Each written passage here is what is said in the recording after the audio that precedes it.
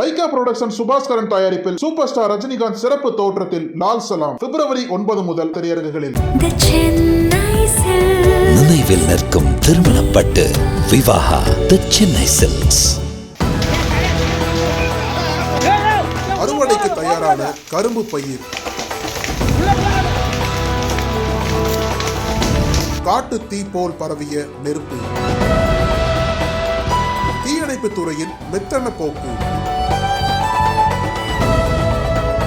கதரும் விவசாய குடும்பம்.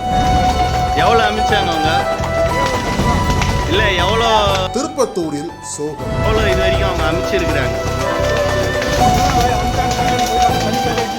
திருப்பத்தூர் மாவட்டம் வாணியம்பாடிக்கு அடுத்துள்ள ஆலங்காயம் ஒன்றியத்துக்குட்பட்டது கல்லறைப்பட்டி கிராமம். இந்த பகுதியைச் சேர்ந்தவர் விவசாயி காதர் பாஷா. இவர் தனக்கு சொந்தமான 3 ஏக்கர் விவசாய நிலத்தில் கரும்பு பயிர் பயிரிட்டு விவசாயம் சார்ந்த தொழில்களை மேற்கொண்டு வருகிறார்.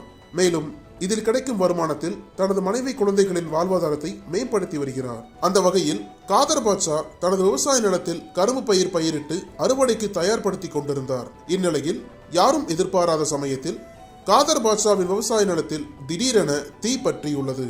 ஒரு கணம் இதை பார்த்து அதிர்ச்சியடைந்த காதர் பாட்ஷா என்ன செய்வது என தெரியாமல் திகைத்து போயிருந்தார். இதையடுத்து இச்சம்பவம் குறித்து தீயணைப்பு துறையினருக்கு தகவல் கொடுத்தனர்.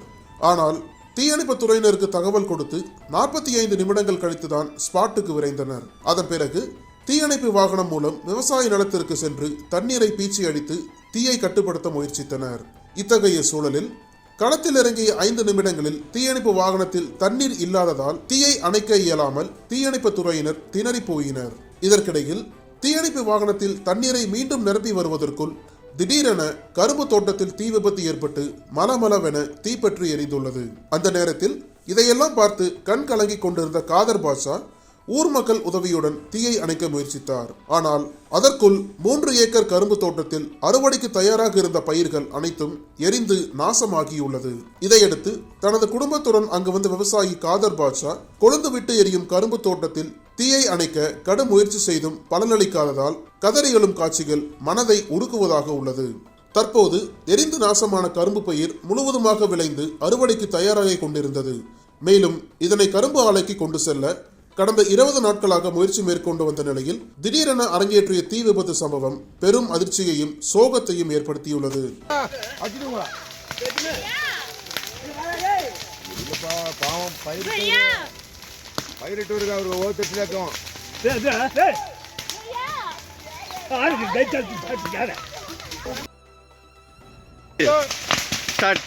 பயிரெல்லாம் நாசமா போயிட்டு எந்த அதிகாரியும் நடவடிக்கை இல்லையே. எப்படி வந்து பாருங்க, நம்ம ஃபயர் இன்ஜின் வந்து தண்ணி இல்லாமல் லாரி எடுத்து வந்துக்கிறாங்க. எவ்வளோ இடம்னா மொத்தம்? 3 ஏக்கராப்பா. ஃபயர் இன்ஜினுக்கு எவ்வளோ நேரம் ஃபோன் பண்ணீங்க? இப்போ ஃபயர் இன்ஜின் வந்து கூட அந்த நெருப்பு அப்படியே பத்தின்னு வந்துருக்கு. சும்மா வேடிக்கை பார்த்து பாருங்க. ஃபயர் இன்ஜின் எவ்வளோ நேரம் கால் பண்ணி எவ்வளோ நேரத்தில் வந்தாங்க? வந்தது. எவ்வளோ அமைச்சாங்க அவங்க? ஒரே ஒரு வண்டி தான். இல்லை எவ்வளோ 3 ஏக்கர்ன்றீங்க இல்லையா?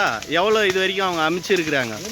அந்த துண்டு மட்டும் தான் அமைச்சாங்க, முடியலன்னு போயிட்டாங்க. தண்ணி காலி அடிச்சுன்னு போயிட்டாங்க. தண்ணி காலி ஆச்சு. எவ்வளோ நேரம் ஓடிச்சு ஃபயர் இன்ஜினு? 5 நிமிஷம். 5 நிமிஷம். 5 நிமிஷம் தான் ஓடிச்சு. தண்ணியே சுத்தமாக இல்லைன்றீங்களா?